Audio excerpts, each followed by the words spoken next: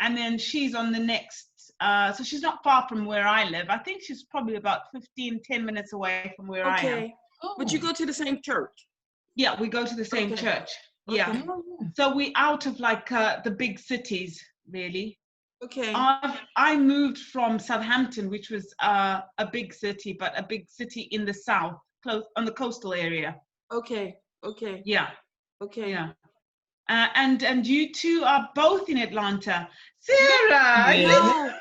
Kimball, tell her you're not, wait a minute, Sarah. We don't want to hear you right now, Sarah, so I'm going to keep you unmuted.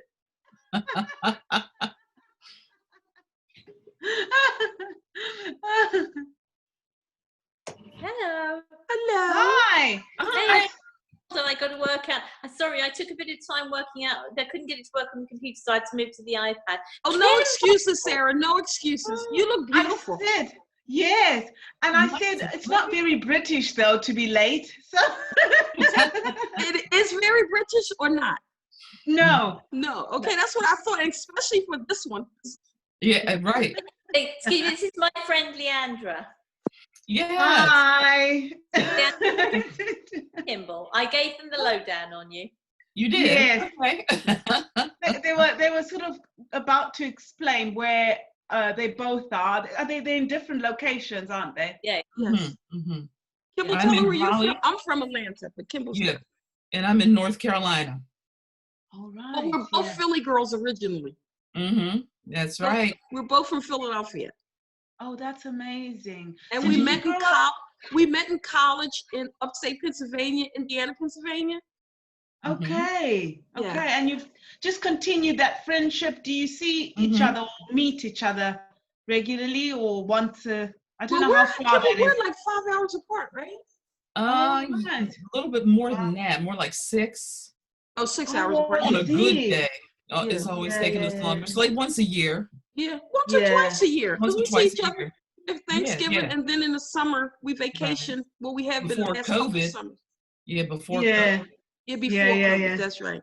That's right. Now everything is Zoom. We vacation on Zoom together. Yeah.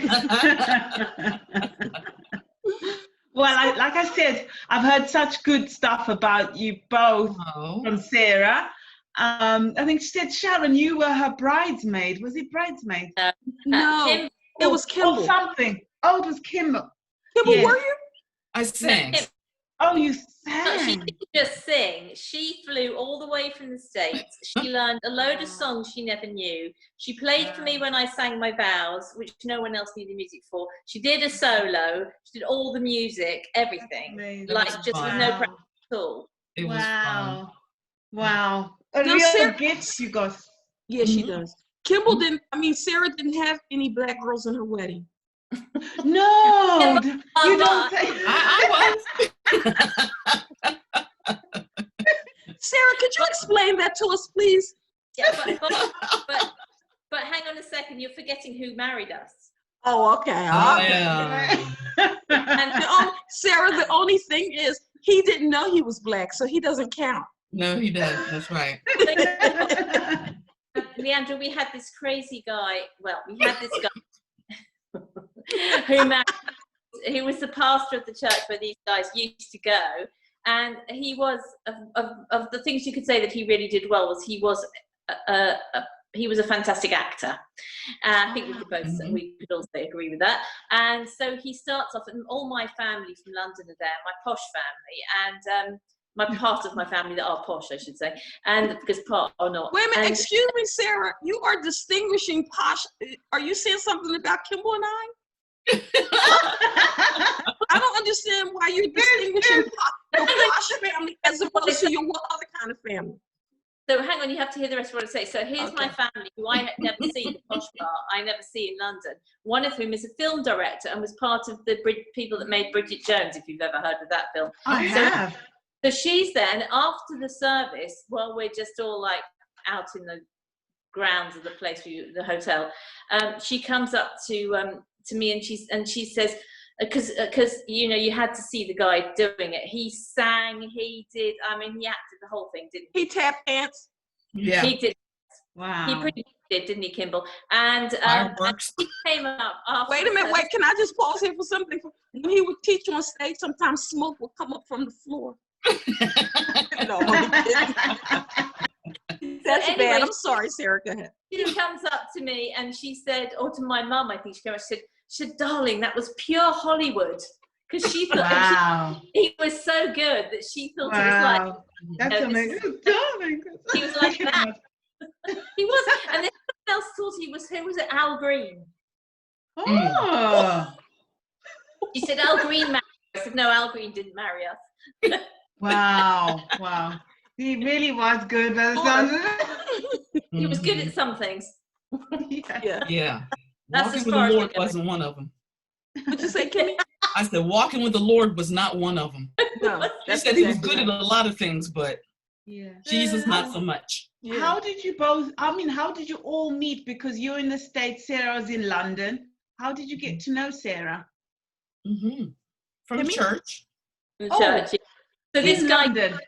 and this guy who was the minister at the church, he was invited over by a minister over here, and so he made the connection with the church, and then we started having conferences together and so on. So that's how we ended up. Yes. Really nice. Yeah. Great. Yeah, out of all, everything wasn't great though. No. Out of it, we did glean some good stuff, like Sarah, us meeting, and we met great people. The other people that were not so great, I mean, you know, they're not in our lives right now, but like Sarah and a few people who God meshed us with, it was beautiful, I think. Yeah, it was. Yeah, there's good things came out. There's no doubt. Yeah. It was. Have you introduced, Leandra, have you introduced Lance? Lance, have you got 2 seconds? He's busy working. Lance! Oh, sorry. This is your son, Leandra? Yes. Okay. Hello, Kimball. Hello. She acted like she had to say it real quick while Leandra was gone. But I wanted to take the opportunity to say it's just so good to see you. He'll come out when he gets a second. Okay. Yeah. If he's like my son, he will never have a second.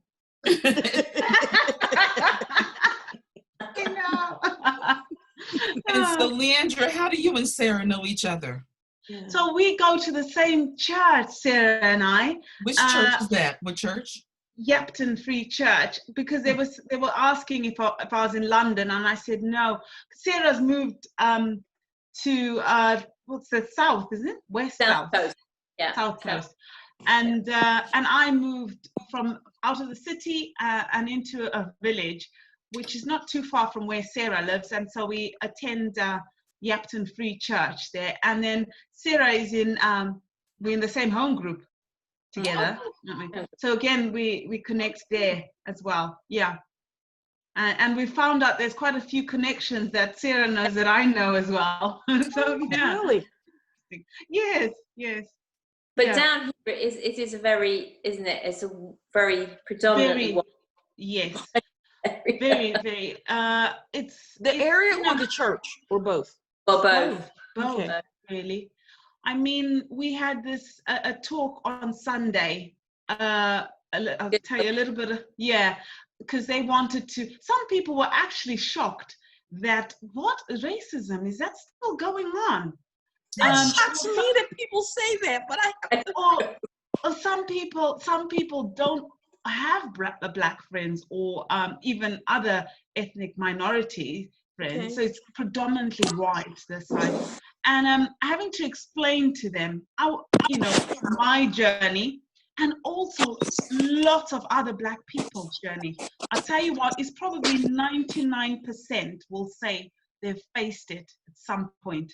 And the 1%, it could be internalized racism. Right. So sometimes they don't even know it, because they've lived or they've been born in this country and have lived with the one. Sometimes they just block it off, block it out, or they maybe they've experienced it once, and I think sometimes people there's something called they don't. There's this thing where you start believing yourself that, well, I'm like this, or we're not quite black, or there's something about the forgetting about, or trying to forget, block out reality. Maybe because you're in a small, I don't quite understand it, but there's something called it's called insanity.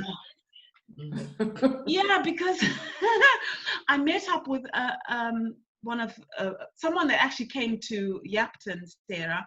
I was going to Tesco's and I sort of stopped because I remembered them. I said, "Oh, are you going up to Tesco? So let's walk up."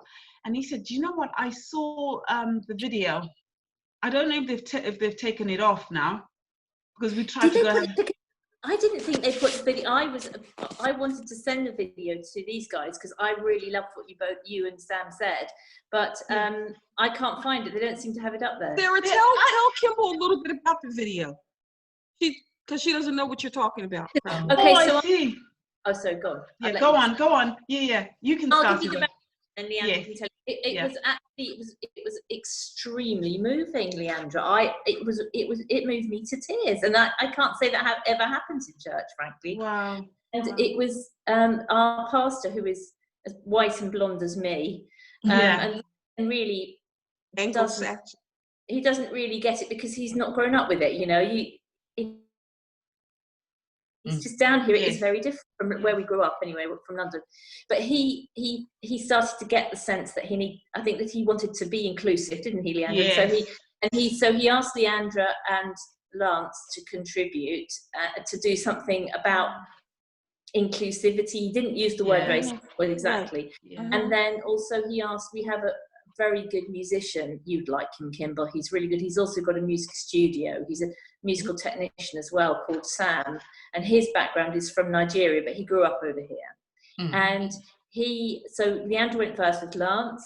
It was lovely. You talked about justice. You talked about justice and righteousness and so on. It was really good. And then Sam came on, and I have to say, I thought, oh no, where are we going to go with this?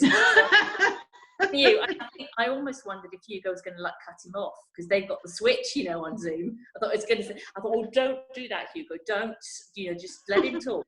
And because he started talking about Black Lives Matter, and I thought, and so then he said, I'm going to tell you why I don't support Black Lives Matter. And he read from there. Well, keep your hat on. He read from. I've actually been on and looked at it. He didn't read the worst stuff. He read from their Marxist ideologies about transgender and defund the police, and it's just very out there. So he said, don't support that. But then he said, then he started to talk about Dr. Martin Luther King, and he gave some background which I'd never heard before, Leandra, about the fact that he said this man was a man of God. He wasn't principally a politician. He was a man who loved the Lord. And so he talked about the day when he made the speech, and then he started to read the speech, I Had a Dream, which I've never heard. I mean, I've heard it in the background, but you know what, to take it in, he said, correct me if I'm wrong, he says, I have a dream that one day the child of the slave will sit down with the child of the slave owner. Am I right? Something like that. And gosh, when he started, it still affects me now. When he started to read it, he started to cry. And then I think everybody who was watching started to cry, because there was something just so beautiful about it. It was like, forget all this other stuff. This is what it's about. It's about true equality, true justice, which only God can do. Ultimately, I mean, it was just the way he spoke was so beautiful. And he talked about the fact that apparently when he made that speech, again, I know nothing about this, but correct me if I'm wrong, he said when he made that speech, he had a speech ready to make, and then he made the speech, but then he suddenly turned to someone, he said he started to speak off his script. Right. And then apparently someone said, I don't know if this is from the film and it really happened, or whether it really happened, that someone said, now you're going to get church. And so then he started to say, I had. He said, now you're going to get church or church? Yeah, because church. We're off the script now. This man. Yeah. From the heart. Yeah. Okay. It was beautiful the way I thought it was beautiful the way Sam shared it, actually. He spoke from his heart. And he said he hadn't experienced much racism. I wondered if maybe, like Leandra, that he's dealt with it in a different way, maybe. Yeah. Because down here there isn't, I mean, the most you probably get is sometimes even, it's so subtle. you know, and even in the church, it can be like that. Whereas some places it's really out there and overt. Right. And maybe that's what for Sam, he's really, I didn't realize he was actually born here, you know, especially in Chichester, this sort of small area. Yeah. So, yeah, and I think it was fair to say the whole Black Lives Matter. I think that's what sort of threw me off the first when I started, which is, and I think no one should just, even as Christians, we should really be responsible and say, who are we supporting? What organization do we support? And what does that, you know, does it align with our values? But the thing is, the message from Black Lives Matter is what we didn't want diluted. Because, you know, like in churches, we all know, we all say all lives matter. So Black Lives Matter is a subsection of All Lives Matter. So why would that be a problem? It would only be a problem when you say only Black Lives Matter. And the reason is, at this point, we all know white men. We've always known white lives mattered all through history. Right. But there's been cases that have told us, you know, that Black lives don't matter. And that's where the statement comes in. And I know that the organization, totally, I don't agree with you know, what they support. Yeah, I just looked, it was so interesting because yesterday my pastor's wife sent me the bio of Black Lives Matter, and it has the transgender and all the stuff in the background. And so, you know, she was asking me about it, and I said, you know, the enemy always needs confusion, puts confusion, throws confusion in the midst of it to dilute what the real issue is. And I mean, if you look at anything, any organization, you will have gay people in it, whether they're telling you they're gay or not. They will have all kinds of things, people adulterous, they will have racists, they will have all kinds of things within that corporation. But the point is, God loves people. Whether you're transgender, whether you're Black, whether you're white, regardless of, somehow we think as, and I'm gonna say the evangelical thinking way of thinking, we think it's our job to change people. And God tells us to love our neighbor. He didn't say don't love the exception is transgender, gay, Black. We don't have that option. God gives us the option of choosing life or death. We can't judge a person because they're not doing it our way. The whole background of you know, Black Lives Matter, I mean, I don't want to touch that right now. I don't. But the point is, Black Lives Matter. They matter. You can say whatever you want to say. You can say, well, because I even seen on Facebook, they were saying, well, talking about a capital M and a small m. And it was like, what the heck are you talking about? I mean, they were talking about, you know, it means this if you put a capital M, it means this if you put a lowercase m. And I mean, it was like, what is this? And so it's a distraction from Black Lives Do Matter. And then I heard somebody say one time about, because people, when you say Black Lives Matter, they want to talk about all lives matter. And I don't know if Kimball, if it was you, if it was something I read, and they said if a house was burning down and the firemen came to stop that fire, if people were standing on the outside and their house was burning, do you say to the firemen, wait a minute, our house matter too. Exactly. You know, come to our house. Or with Jesus, when Jesus went after the lost sheep, he left the other sheep and he went after the lost sheep. And he left them. Let me deal with this one first. Yeah. So it's, you know, so we can sort of, you know, play with this however we want, but Black Lives Matter, and you're not going to distract from that. Well, we just, over COVID, we've had, on Thursdays, we sort of clapped for it started off with the NHS and then key workers. And some will say, well, I'm not clapping because, you know, all you know, work, there's been more than, you know, those people, there's other people on the front line and we're not clapping for them. And I'm like, at this particular time, we need to be thanking the nurses and, you know, there's care. Let's do it for now. We're not saying that nobody else, you know, who's on the front line doesn't matter, but let's, you know, clap for all those people. That's when I thought, that's a better, because even some Christians are saying, well, I'm not clapping for them. I'm thinking you're missing the point, you know. Did you know what the clapping is over here? Every Thursday night It's just finished, but every Thursday night during the main part of the pandemic, at 8 o'clock in the evening, everybody in the whole country was encouraged to come outside their doors of their apartment or their house and clap or bang something to make a loud noise. Okay. I've seen them do that in Italy online. Yes. Yeah. Support the National Health Service, so to support the doctors and nurses, because they are, of which there is a very high proportion of Black and ethnic minorities, a disproportionately high proportion. Right. Yeah. And so, but anyway, they came out and did that. So that's what I wasn't sure if. Yes. Okay. Yes. No, I didn't make I that just think clear. you're mad English people that just go out and clap randomly, you know. Hey, let's clap right now.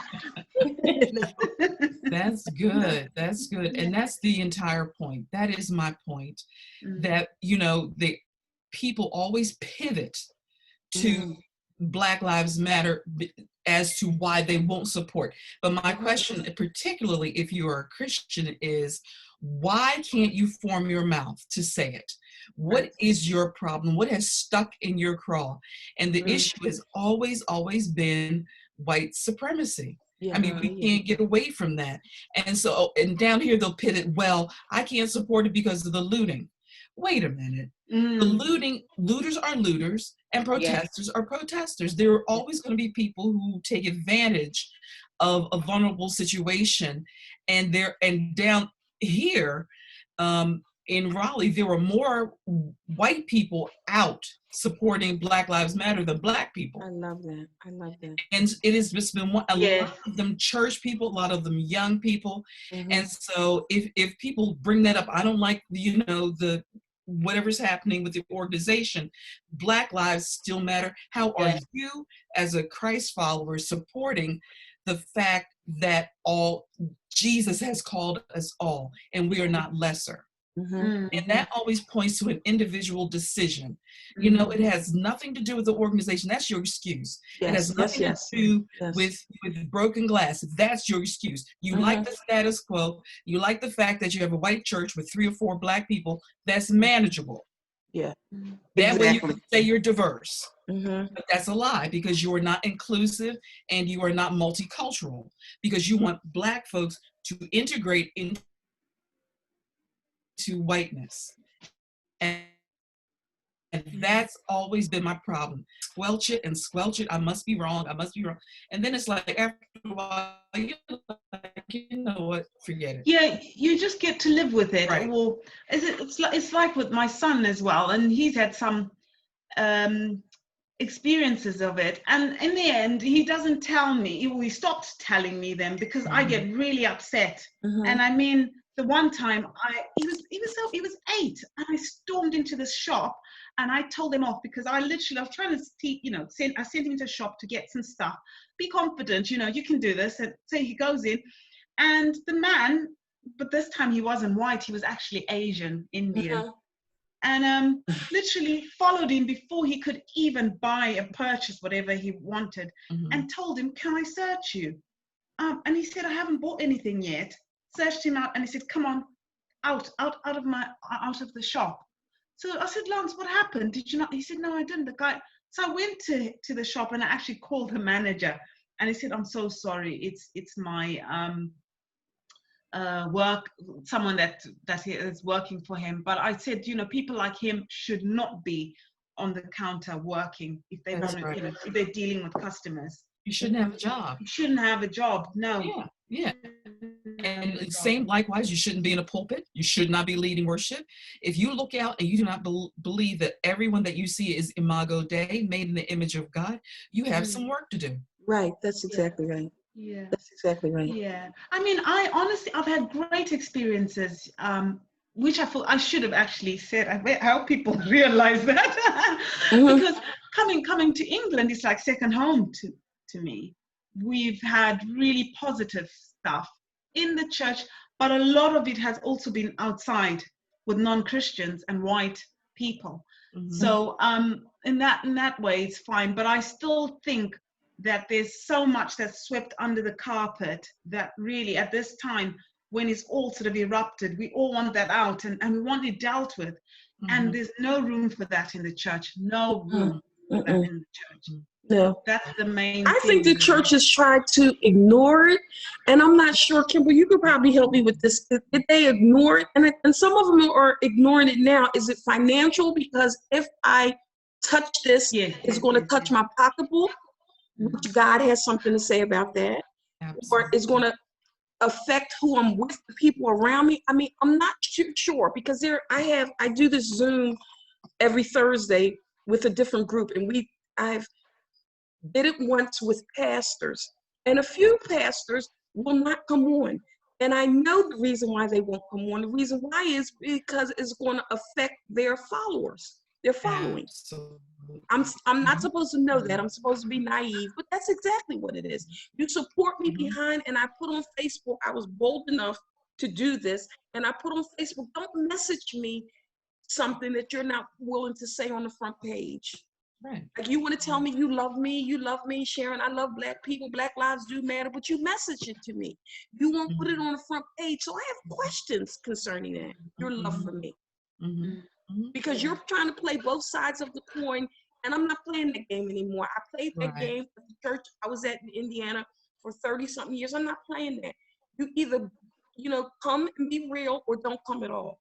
And if you need time to be dealt with, I'm not going to judge you. Do that, but don't come hypocritical saying I love you behind the scene. I don't receive that, really. I don't. No. Yeah, so I work for a Christian organization in Southampton, which is an hour away from here on the train, and it's about 500 people, but also the leader heads up a pioneer network group of churches all around the UK. And also now it's gone internationally. So we've got Australia, Cuba, and all sorts. And Billy's such a busy guy. And when this came out, he was the first person that texted, and he said, "Leandra, I'm disgusted by what I'm seeing. Wow. I really, I don't know how I've never experienced it because I'm white, and I can imagine what it's, how you must be feeling right now. But I just want you to know that we're, literally going through." And then he said, "Can I call you? Because I need to chat with you and Lance and see how you guys are doing." And then from that, he said, "Please, can you share this to our team? Because I don't want it in our organization." Wow. And from that, he's really pioneering for it, because he's also connected with the Archbishop of Canterbury. And then all the churches, they've been praying about, they've sat down, they've already had a meeting and said, "Okay, these we've heard, we've listened, that's good to listen, but how do we respond? We all are leaders in our organizations. What are we going to do?" It's next week. Next week is the first prayer meeting they're having, all the churches coming together for Black lives. And also mainly about including, how do we start including them on, not just keep them on our worship team, but how do we also have them as pastors? How do we train our young, Black people? How do us? How do we train to be leaders? Because someone like Lance, sometimes he can't actually identify himself. He can't see himself in that role because there isn't a true or fair representation. Right. It's just right. white, and you just think, "Oh, is this white? It's probably not for me, really." So he would look elsewhere, and he's working in digital marketing at the moment. So and actually Billy has become, he asked him this week, he's going to become his mentor. He said, "You know what, I really want to be proactive, and if there's any way I can advise, wisdom, but mainly I want to build this relationship with you." And I think that's it. You've got to actively, like you say, it's not about, "Oh, I love you, but yeah, right now I am hurting. How are you showing that to me?" Right. And it's not like I'm down. I want to get over it. But tomorrow, if you're hurting, I want to be there for you as well. Same, same way, really. That's all about relationships, really. Right. Yeah. Yeah. You know what? I think, Sharon, I think you touched on something in terms of the church not dealing with things. And Sarah, you spoke to this as well. The church, our reluctance to deal with things, and God will raise up justice from wherever. Yeah, right. He will make sure that he will thunder. About 3-4 years ago, I visited a plantation, and I'm telling you, that tour, it ripped me apart, particularly the mothers who had to give over their children. They were just a slave woman. If she didn't have a child every year, was beaten. If there were no black men, she was impregnated by the slave master, but she was chattel. She had to give birth just like a cow every year. And when they talked about the prayer, and not only that, if she had a child and the slave master's wife had a child, she had to be wet nurse. She had to feed that white child first.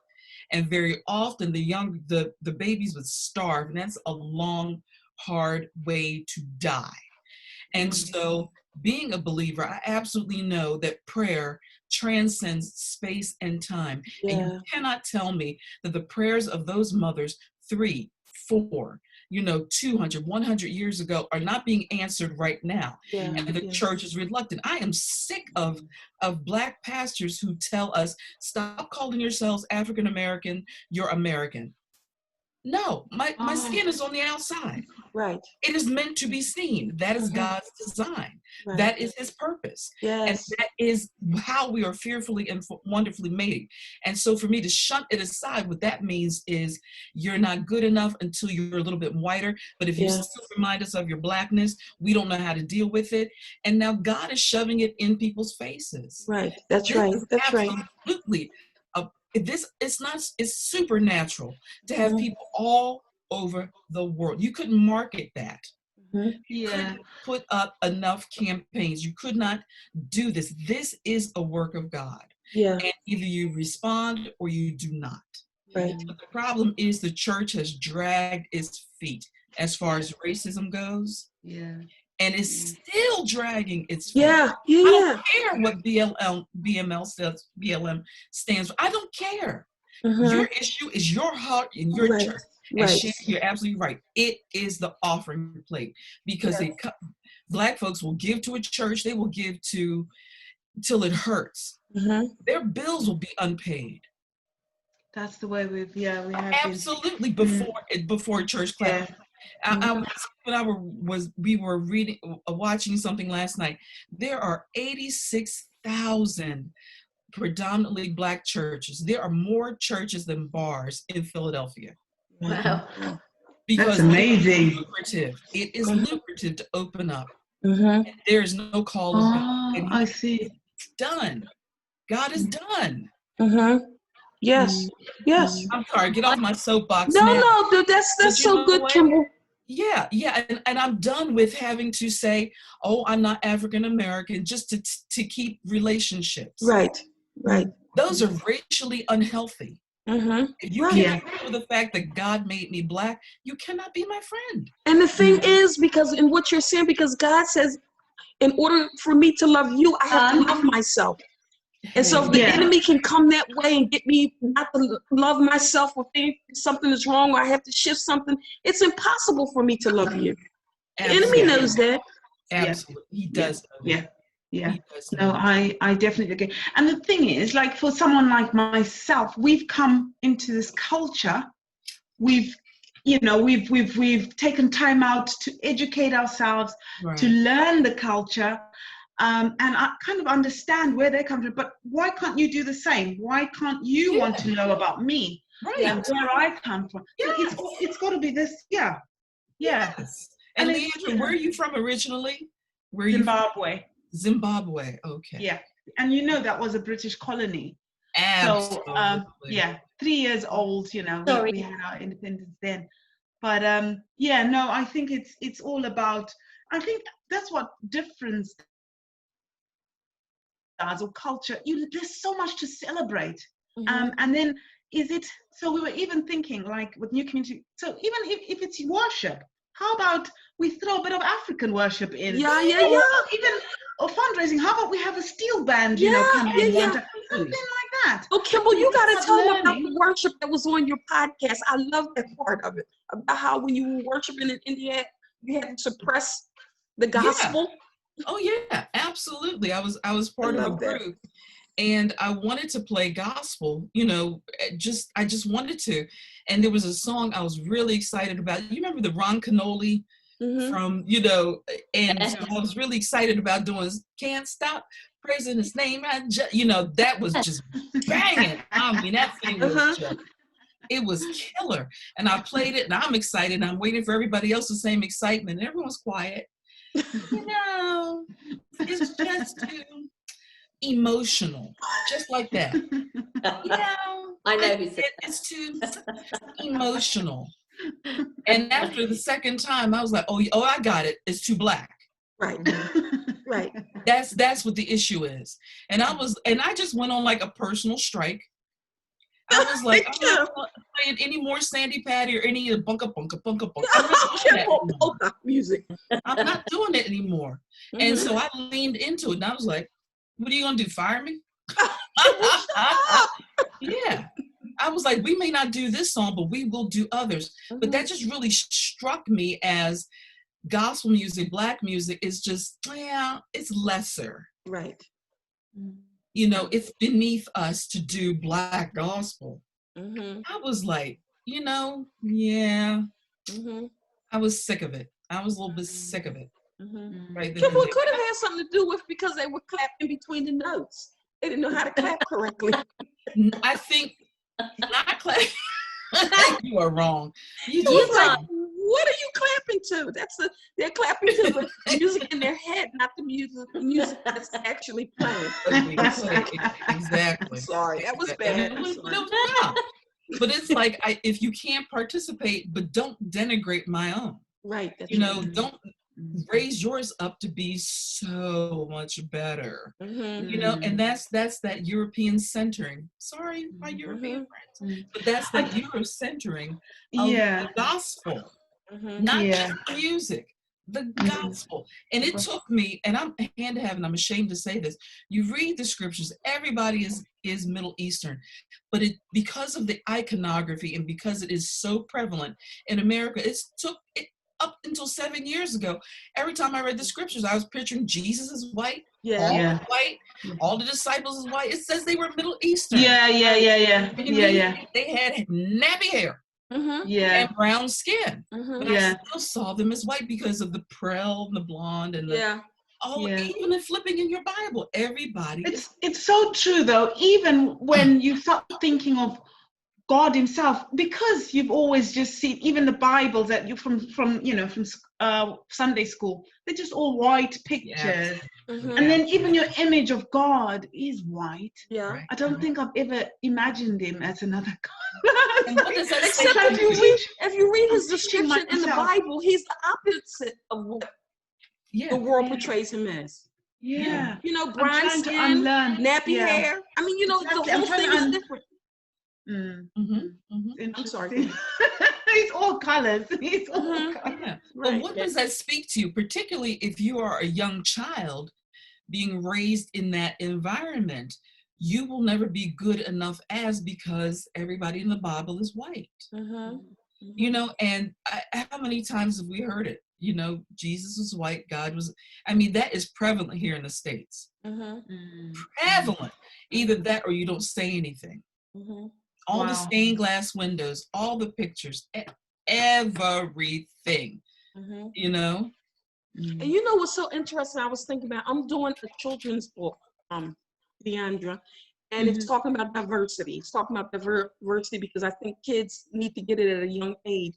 But there's a part in Kenneth Copeland, if you know Kenneth Copeland, years ago, God put this in him. Now, he strayed from it. I'm not going to talk about Kenneth Copeland right now because he's not talking about what he should be talking about, but I'll say this part. Years ago, he had used the example when he was teaching about the church is like a pot of stew. And a pot of stew, you have carrots, you have potatoes, you have onions, you have distinct flavors in that pot of stew. You don't want to bite into a carrot and it tastes like a potato. You don't want to bite into a potato and it tastes like a piece of chicken. You want everything to taste the way it tastes, and then collectively, it's a symphony. of stew. It's a pot that you can enjoy.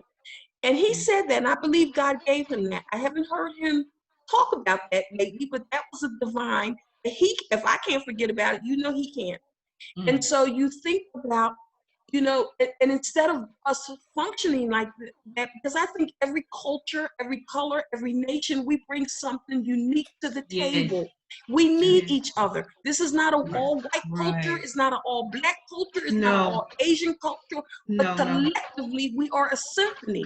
And the moment you try to make a whole pot of stewed potatoes, it's not a pot of stew. It's potato soup. Right. And so, and it's all balanced. It's not. I like that. And so we have to come back to not hiding who we are, because we have something. And I can distinctly talk about African Americans, and Sarah can talk about, your race. I mean, we can all. I talk about blondes. Yeah, the blondes.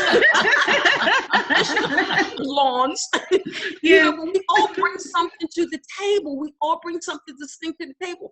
I don't want to come to the table and make like I'm Sarah. I don't want Sarah to come to the table and say, yeah, what's happening? What's going on with y'all? Yeah. I don't talk like that anyway. And so you don't have to come to the table talking like that. I want to come to the table being Sharon Lee, who God created me to be. But so many years when we were upstate Pennsylvania, it was suppressed. It was suppressed. And I'm ashamed to say that I did some of the suppressing, and I functioned under that because I thought that was spiritual. I don't think it anymore. If you want to come to my table with who you are, because I'm going to certainly show you who I am. So right in the beginning, you can decide whether I'm your people or not. Yeah. That's fair. I like what you said, Kimball, on the podcast about because Martin and I had just been looking at it before, about in Revelation where it talks about the ethnicities, ethnos, because if you're looking at that Greek word ethnos, from which we get ethnicity. And also, so I was just trying to look it up, but I can't. Of course, when you want the verse, you can't find the verse. It's in 7:9. Revelation. I think it's 7:9. Yeah. 7:9. I just I just pulled it out. Did and it you? said, yeah. Sarah, why are you taking what she was going to say? Why are you taking it from her? Okay, go ahead. I took your Revelation, Sarah. Sorry. Go on, Sarah. Go ahead. 7:9. They bully me, Leandra. They bully me. I know, because you can handle it, Sarah. You can give it back. Yeah, so 7:9. After this, I saw a vast crowd, too great to count, from every nation and tribe and people and language. So every ethnos, every ethnicity. And we just were looking at that, Kimball, before you said that on the thing. And this, when you said it, you said, "In heaven, I'll still be black." And do you know what? I know that sounds ridiculous, but I never thought about it like that. No. Sarah, I'm just curious. What did you think Kimball and I were going to be in heaven? Well, Asian? No, because I'm being bad because she's so posh. I just had to say that. I'm not. I think the thing is that what I've understood more now is that we are spirit beings. So when we go to heaven, if we go before the rapture, controversial, then our bodies will be in the ground and our spirits will be in heaven.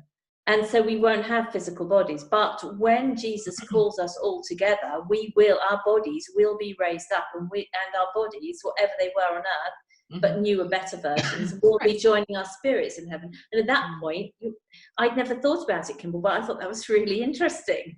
Of course, there'll be a mix of everything. I never thought about that as well. It was just so. Thank you. That was really interesting. Yeah. Absolutely. We carry our ethnicity through eternity. Yeah. By and design. That's amazing, isn't it? Yeah. So we ought to be able to talk about it down here. Yes, exactly. Now, Kimball and then Sharon, what do you do? I think you're involvement with the church, aren't you? Yeah, I'm one of the worship leaders, and I'm an elder at my church, but I teach financial literacy for a nonprofit. Oh, that's lovely. That's lovely. And then Sharon? And I'm retired a little bit. Years ago, we had a store, and I taught for 16 years preschool, but right now I'm a food blogger and a chef, and we have some things on, and I don't want to talk about openly, but we have some things in progress that we're going to do. But I'm an entrepreneur is basically what I am. Yeah, she's not selling herself. Sorry, hang on a second. She's not. She is a gourmet cook. She cooks stuff I haven't even heard of. You know, like the ingredients. Wow. Proper. She's a proper chef. That's amazing, you guys. Amazing. Yeah. Wow. Blown away. You're doing fantastic stuff. And I would love for my son to meet your son somehow. Yes. Because my son now is 30-something. He lives in New York, but he went through what your son is going through now. He went through that. Let me just drag him out. He's just working like no one. So let me drag him 1 minute. I'm telling you, if he's like my son, he is hiding from you. And I mean, Kimball really, and we have had this conversation. I had this conversation with young Herbie even recently, but the reason why it was important for you and Skip to be in his life, because Herbie and I thought he needed to see successful Black people around him besides. He says, please give me 9 minutes. He just wants to send this off to the client. And then it is 9 minutes. Okay. We'll time him. Yeah, we'll time him. We're looking. Yeah. But I mean, it was important. It was important for you guys to be around him because he needed to see somebody. Not Skip. Stanley didn't know he was Black. He wasn't acknowledging it. He was taking on another image, whoever he was. And the other Black people that was in our church, who will remain nameless. He was tall. No, he will remain nameless. I mean, he wasn't accepting that he was Black. He thought the whole thing was, I have to fit into this white culture up here, and I have to transform myself into that image. Because I think it is superior. And that's exactly what Leandra was talking about, internal racism. Yes. If you don't address that, that is a problem. That is a problem. You know, that in fact, that is more destructive than anything else. Yeah. To hate yourself. Yes. To hate the skin you're in because you think it was made lesser. And where does that notion come from? Yes, absolutely. And that's why I thought it was one thing with me was I have no problem with marrying different races. I don't have a problem with that. I have a problem, but it was a concern with me for my son because I didn't want him to go in that direction because he thought, like Kimball was saying, it was better. Mm-hmm. You know, white women were better. You know, other nationalities were better. And so, because that's not going to make you better because you marry into that culture. It's like you being going into a car. You know, you being in a driveway or in a garage doesn't make you a car because you're in that garage. And so the same thing I wanted to be. And my son married a brown, lovely woman. But it wasn't, but he dated different nationalities. And he had said to me one time, we said, you know, have you ever, are you just interested in just marrying Black women? He was like, Mom, you put me up here. Y'all stayed up here in Indiana with these different cultures. And I mean, so we put him in that setting. But the thing is, even though he married a brown woman, he was in love with a Black woman before. He dated, a Black girl. He was a kid at the time. I mean, so it wasn't that he thought other races were superior. It was the wife he married is because he believed that's who God's choice for him was, and he loved her. It wasn't because I think, you know, she's better and she's going to make me look good. That, you know, that doesn't work. It doesn't work. But you see people doing that, and because they don't accept who they are. Yeah, absolutely. You feel less. Less of. And I think, you know what, with all this Black Lives Matter and all the racism stuff that God is addressing, I mean, that's important that we dig our heels in and we deal with this. But we also have to say, as individuals, we have to settle on the inside of us who we are before we fight. Because I have to say, I have not had like overt, death-defying racism towards me. I have to say that because sometimes when I hear people saying, you know, the things that they went through, sometimes I want to say, I wish I went through that, or I'm ashamed to say mine wasn't that bad. And I can say that, I want to say that mine wasn't horrible. I mean, I have to say that my parents protected me a lot. But that does not mean I cannot dig my heels in for my brethren. That is it. And I want to say that I like this stand that I'm taking, because it does not mean I don't have to be, you know, sympathetic towards my brethren. Absolutely. And this is, for me, I felt a little bit of a letdown. I know that Sam's message was great, but all I wanted to say is racism is not a debate. Yes, it's that's real. right. That's right. It's there, but other people have experienced it a lot worse than others. And so we must really be empathetic to, especially from a Black person. He should know. I mean, his grandmother or whatever, they've probably gone through something. So you can't say it doesn't exist. Yes, right. It's there. I just haven't experienced it to that degree. Yes. And actually, my heart goes out to them. And this is where, I thought, you didn't really, because I know other people have gone through worse things than I have. And if you put yourself in the place of that person, like you put yourself in the place, when I think of, every time I see that video with the man calling on his mama because that cop has his knee on his neck, that never happened to me. That never happened. I can put myself in that place, and I mean, I can't watch it so much because it makes me, it frustrates me, and it makes me scary, and it puts me in this space. But I can relate to it because I'm seeing that picture now. Now people can't excuse themselves. I picture myself if that was my son. How would I deal with that? I would think if that was my son, I would burn that whole town down. That's what I think. Better know it. You better know it. But also, even when something happens, we've always said it can be a disaster in I don't know, Asia, for example. What happened there? Sorry. Are you there? Oh, it does this after a while. Yeah, so we get moved because we see people. It doesn't matter whether they're Asian, whether they what. The minute you hear, and Lord help us to be moved by what moves you. So disaster in India, Lord, what can I do? You know, that's just how we operate. So it doesn't matter how. And I think it's the same thing with what happened to George.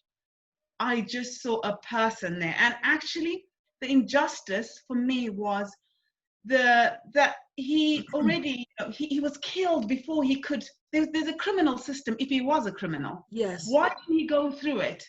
Why did he have to die like that? That was the injustice. And you just, that's how you see people. You know, just be moved by people, not, you know, all our different biased ideas. That's wrong. That is wrong. Yeah. You said something about if he was a criminal. Well, so much is going on about he was something to do with the check. He was caught. He was actually wanted for fraud. This is what the story. No, that is not true. The store owner even was on television, and what they thought is that he was passing a bad 20. And it conflated into this whole craziness. And the store owner said, well, yes, we thought, and that's what we do, we call the cops, but the 20 wasn't bad. He died literally for nothing. He died for nothing. And, you know, before I retired also from retail, and counterfeit bills are so prolific.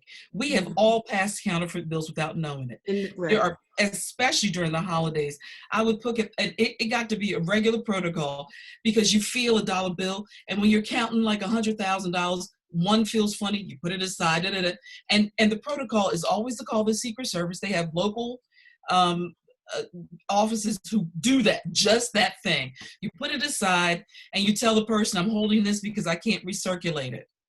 You don't call the cops, you call the Secret Service. That person either makes a stink or they leave. And in my experience, they always leave. And then you call the Secret Service, there's some rumply cop, he comes pick it up, put it in a bag, and they throw it away. You don't do this. And the same thing they were saying that, oh, well, he's high on meth. The man had COVID-19. He was sick. Wow. He was literally sick. But Black men can't be sick. Black men can't be trusted. It just makes me crazy. And they want to set it up like if all of that was true, that cop was still wrong. Yes. Because what do we have? Exactly. Do we have to be perfect? I mean, we have to be perfect. Everything all of our ducks have to be in a row. And then that's not the case. Nobody is perfect. That's true. Nobody has all their ducks in a row. Nobody. Nobody. And if that's the case, then we all should be dead. So that's not an excuse. I don't want to hear that. Now we're saying he was a man of God. He was in the church. He gave them. I mean, that's good, but still, that's not a reason. That is not an excuse. I'm sorry. Not an excuse. No, I agree. Bless Sarah. I just heard that. Hey, Leandra, I warned you, they're feisty. But what I must say, out of because from the church we are, how many would you say we are, Sarah, roughly? 100, 80 maybe. Sarah not only has she's got contacts, she's mixed with other races, Black particularly, but she's taken time out.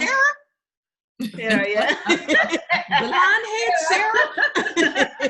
Did you tell Kimball what I said when hey, I'm just interjecting for one moment, Kimball. So I phoned Sharon accidentally very early in the morning, but Sharon's always up. She'd already posted it. So she picks the phone up. Accidentally at 3 o'clock in the morning. Go ahead. She's not got the video on. Okay. So please, Sharon, please put the video on, because she doesn't like doing it, because I know what she's got, colours in her hair or whatever it is. And so she didn't want to put the video on, so I said, oh, please put it on. So she puts it on eventually. She's wearing like dark glasses, this hood. And I said, Sharon, you're black. And she said, no, I just found out. It was funny. I thought it was funny. Shocker. Yeah. Right. Yeah. But, Sarah's she's really taken time to study, to learn, to educate herself more. That's Sarah. On stuff. Yes, Yeah. Oh gosh, I've been reading up on this or whatever. But I think a lot of us, our white Christians at Yapton probably need to do that, because we cannot be responsible for educating people. We can't, start saying, yeah, we need to talk about, you need to go away and also play your part, find out about it, and then let's start, talking. But you've got to take that responsibility. And one of our conversations was, because Sarah, you have white privilege, right? So you tell me. Do you? I accept it. Just the very fact that I'm the skin color I am is the privilege. Yeah, exactly. Yeah. I wanted to hear your response on that. Absolutely. And so our question is, in one of our panels, our question it was, because all the panel was white, and we said, what do you do with your white privilege? Because I'm black. I believe I have black privilege. I do. I mean, I don't think I'm beneath you because you have white privilege. I said we taught a connect group in Philadelphia, and one particular time, I had said to the girls, it was all girls sitting around, and they were Indian, Black, African, there were different cultures represented there. And whatever I was talking about at the time, I don't remember precisely, but I remember saying, I closed my eyes and I said, I just love being Black. I love it. When I opened my eyes, they were all like, what do we do with her? And I looked at them and I said, you know what? I said, you can throw up your hands and say, I love being Indian. I love being white. I love being African. I said, if I get offended by that, after that performance I just gave you, I said, if I get offended by that, I have a problem. I said, the issue is you need to say, with this privilege that God has given me, how do I use it? The white privilege is in place. Now, how do you utilize it? You can go into places and you can teach things that I can't. When you're sitting around people where it's your family around a table, Thanksgiving, and everybody's white, or you're in your office or wherever you are where there are white people, and you hear, and they say, I can't stand those African-American people. They're just always, how do you handle your white privilege? You can speak into that situation something, I'm not there, that I can't speak. You can say, why are you saying this? Well, I mean, you can speak into it like nobody else can speak into it. We had a panel one time, and they were all my son's age, all millenniums. And so they were like, how do we use our white privilege? And I love that because they were acknowledging we have it. We know we have it. Mm-hmm. So how do we handle it? And one particular man, I shouldn't say boy, man, who is a pastor in Indiana, matter of fact, and his family is all white. And so he said when they have reunions and different things, he said his family is extremely prejudiced. And so when they come up and say things, he said, I hate that thing and I address it. I don't sit back and say, I don't want to be a part of it. He said, I sit and I hit it. Well, that's what, you know, instead of saying, I don't want to be a part of it, I want to just keep peace. I just want to, you know, I don't want to start trouble. God is using the scripture wrong. God is not in the midst of confusion. Oh, you decide to use it there, you know. Put your voice in it and kill that thing. I mean, the white privilege is for a reason. And to be proud that you have it, God called you. He made you that color on purpose. It wasn't a mistake. And so instead of saying God doesn't see color, which he does, you can say, why did God make me this color? What's the reason for why I am a white blonde woman? And use it to the glory of God. Absolutely. Absolutely. I looked on did a bit of looking at the stuff you sent me, Kimball, and Kimball sent me some stuff about the Edmund Pettus Bridge and which I'd never heard of, I have to say. And they have to rename that, don't they? Really? I just signed the petition. Absolutely. Did you, Kimball? Yeah. Oh, absolutely. Absolutely. It's also but the most moving thing was I watched the videos from that memorial, the national memorial run by the EJI. Is it in Alabama? Yes. Or Montgomery? Yes. Oh gosh, it's so moving. There's this memorial, Leandra, with, correct me, because you've seen it, haven't you, Kimball? Yeah, we were there in February. So it looks to me like they have hanging in a sort of like outside structure. They have like, they look like pieces of wood hanging on metal. That's all I can describe it as. It is metal on metal. Metal on metal. Yes, and they've for each one that lost their lives. Yes, that lost their lives to lynching. I mean, that is very poignant. It is. It's 4,000 of them. And those are just the cases that they could verify. They had to have a two-factor, two people stories, and it has to be historically verified. And the EJI just last week verified another 2,000. Really? 2,000 lynchings. So that brings it. This is just verified. This is not just, these are not the people who just disappeared, because we know anecdotally that there are many, many more. It is in the tens of thousands who were lynched, whose babies were used as alligator bait. But the one that I think that made us all cry, me and my partner, because my partner was white. You have to go through Sankofa with someone from a different ethnicity, and was Mary Turner. Mary Turner, her husband had been lynched the day before. She was 9 months pregnant, and she had the nerve to confront the men who lynched her husband. So you know what they did? They lynched her, cut the baby out of her belly, and lynched the baby right next to her. Wow. This is the kind of history, but this is the thing. You come out of church and lynch. Yeah. They came out of church and lynched. It wasn't just always these random white mobs. It was church was the meeting place. You would hear that vile, evil stuff over the pulpit, and you would go out and do it. And the one thing that I appreciate, particularly in South Africa and in Germany, they made space for truth and reconciliation. They were willing to make it ugly and messy, because we've got to face this, but America has never ever done it. It's over, so let's talk about it. Do they have, because when I looked at that, I thought the children here, Storm and the other children, they go now regularly. They take them to things like the battlefields and so on to see the graves, and they wait to hear the last post played. I know that's not exactly the same, but it's quite gritty stuff, because you're seeing and you hear the stories of how people died, young men died, and so on.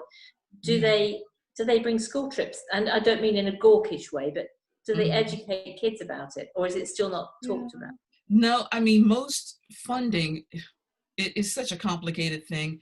You're talking about, you've heard a lot of talk about defunding the police and all of that. And a school becomes Title I because of redlining, and people are segmented in the, it's so captivating.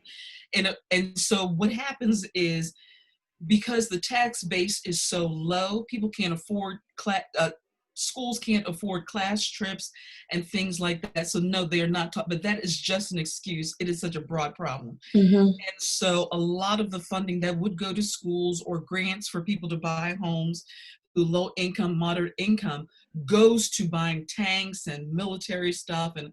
And so it's so complicated, it's so intertwined. But the short answer is, there are community groups and civil groups. Like our last stop was at the Lorraine Motel, which is a huge museum now, where Dr. King was killed.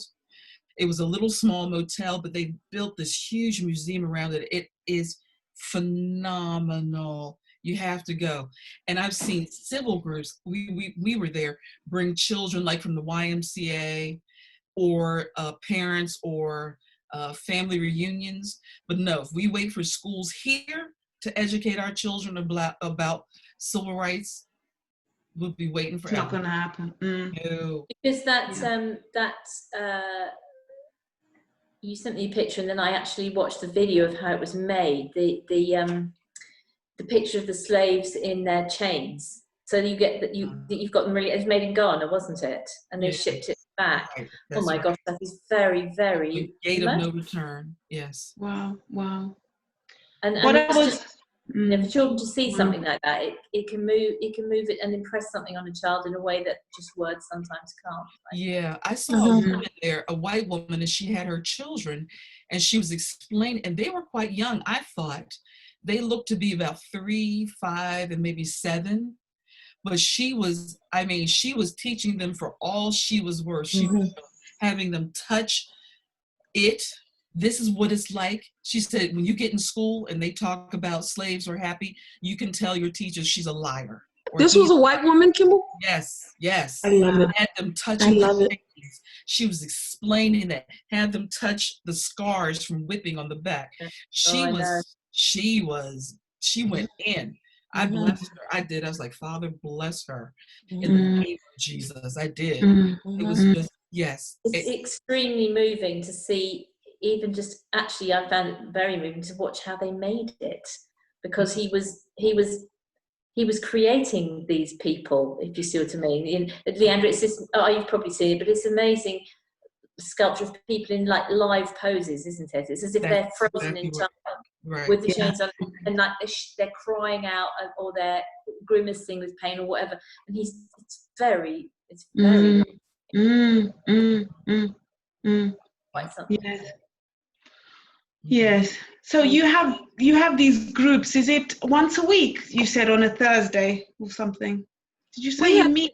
There are different topics, and this week coming up. Well, next week actually. We don't have one this week, but next week we're talking about,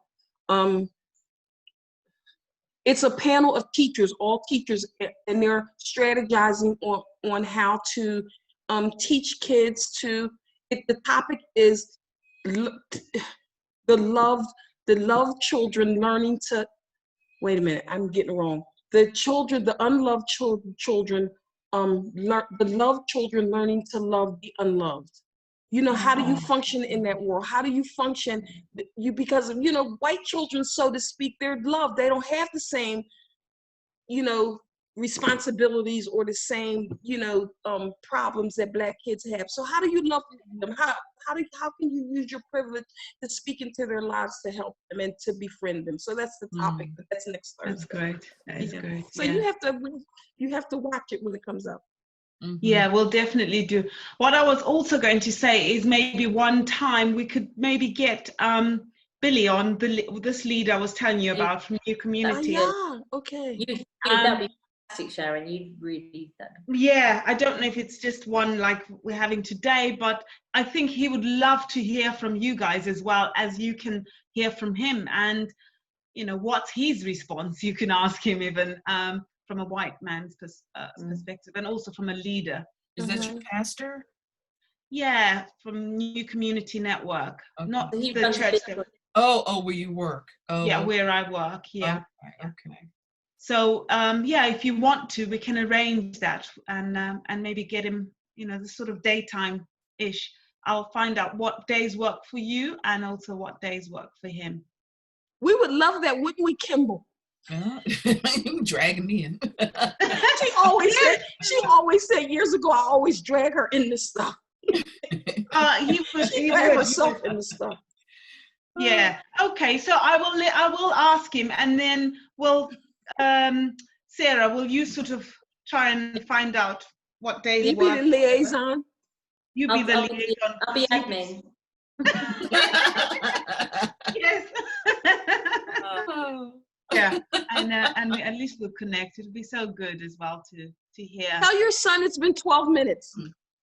I know. He does not have to. Yeah, I know.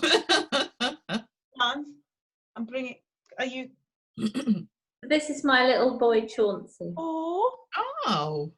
In New York. How old was he when you? He was born 4th of January 2005. Okay. I supported him. I mean, it's only a little bit, but I just thought Yeah, please, because I don't know anything about that. You know Metro Ministries in New York?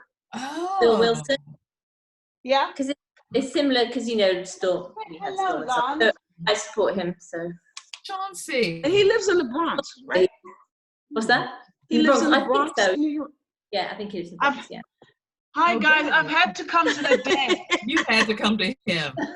Hello, sorry about this. It's all right. He had to force you out of hiding. I know, because I'm so there's so much work that's been. One of my clients wants something for the end of the day, and we're just trying to scramble together and put something together. I understand. I only buy half of that though.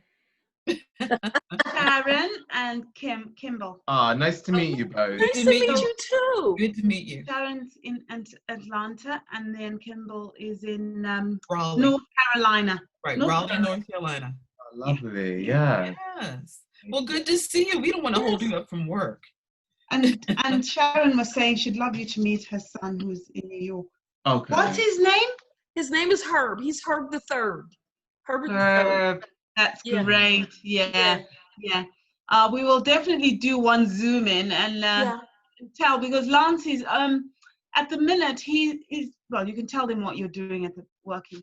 So I'm currently working for a digital marketing agency in Brighton. What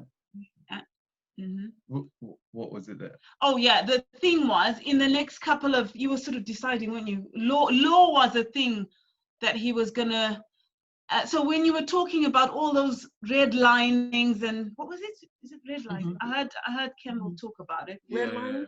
Yeah, but he can tell you so much about all this history. He's so into injustice and criminal law. And he's like, I don't know, I'm actually contemplating, maybe I should get into law.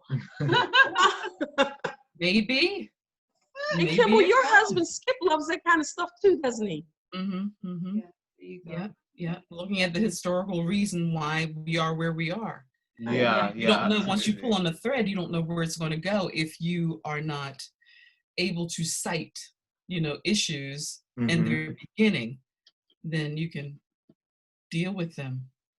Absolutely, yeah, because I've been speaking a lot, in a sense, to a lot of the younger generation, like my friends, just really going into how actually there's a long history there that that racism isn't just sort of the sort of racism we see on films or racial slurs. It's actually being embedded in every system, every institution, which then has a knock-on effect of if institutions are harder for Black people to actually excel in, then naturally, of course, it's going to create self-prophecies or continue to perpetuate the stereotype that, but not many Black people are leaders. But that's not just because Black people don't want to be leaders, it's because it's by design. Right. Yeah. It's absolutely by design. High barriers of entry in work, it's just amazing to me how it has infiltrated every part of society. It is not an easy answer, but I've dug my heels in. Yeah, yeah, that's right. We're pushing back, and God has opened up the doors for pushback, hasn't He? My. Absolutely. And call it out. Yes. Yeah, yes. That's right. Call it out. Use your voice. Use your mouth. You know, and that's one thing churches have been bad at, is passing that megaphone. Yeah. And amplifying other voices. You know, because it's comfortable. Yeah. And I don't know about there in England, but we've really seen a lot of, it's called the Blexit, you know, the Black Exodus out of white churches. Oh, right. That's interesting, the Blexit. Yeah. Because folk are like, you know what, why am I sitting here? Right. Why am I taking, you know, and tithing and give? Yeah. Right. Yeah. That's the truth. I would love for you to be on a Zoom with some young men your age.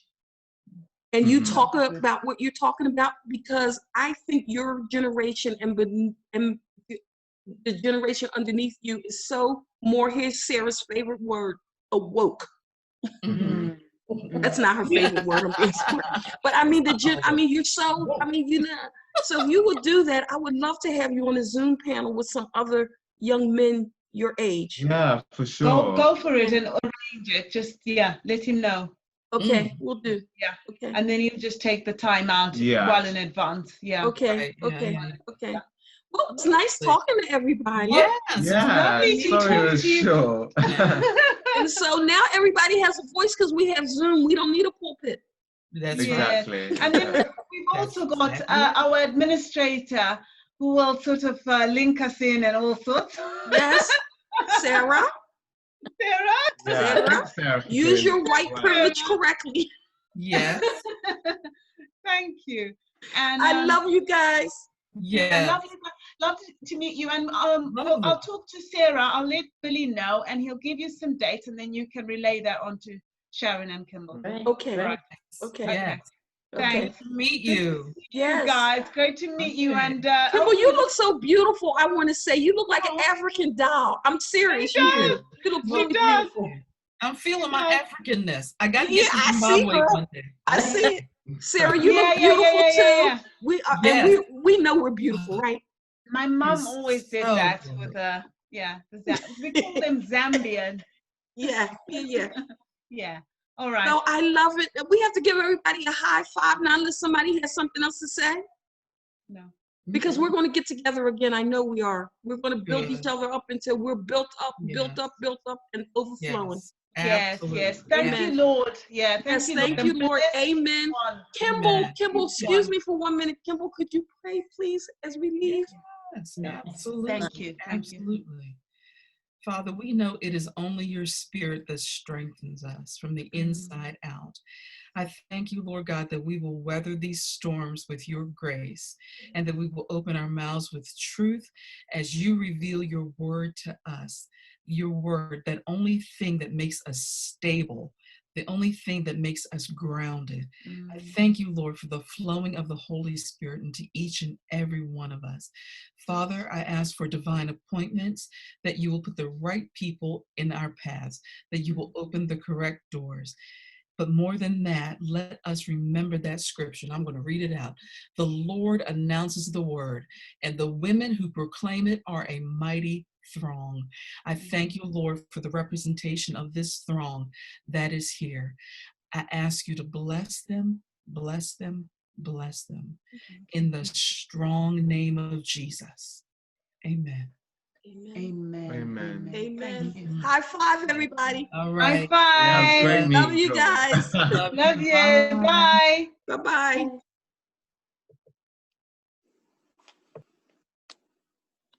So are we still here?